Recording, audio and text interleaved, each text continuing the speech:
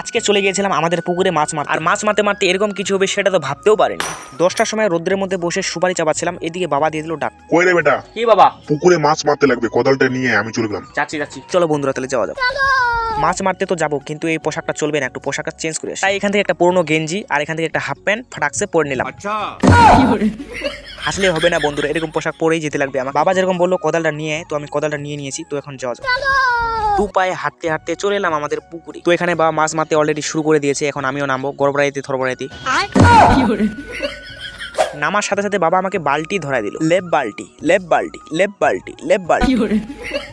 তারপর বালতিটা রেখে একটু মাছ মারা শুরু করে দিলাম। ওরে সালা, একটা মাছ পেয়ে গেছি, ছোট হোক বড় হোক বহনিটা তো হলো। তারপর এখানে একটা শিঙি মাছ পেয়ে গেলাম। ওরে সালা, এত বড় শিঙি মাছ! ওরে বাবা, হাতের মধ্যে পিন দিয়েছে। ও বাবা, ও বাবা। তারপর শিঙি মাছের কাটা খেয়ে কিছুক্ষণ পর মাছ মারাও হয়ে গেল কম। আর এই মাছগুলো তোমাদেরকে না দেখাই ভালো, কারণ এত খাটনি করার পর 1-1.5 কেজি মাছও বের হয়নি।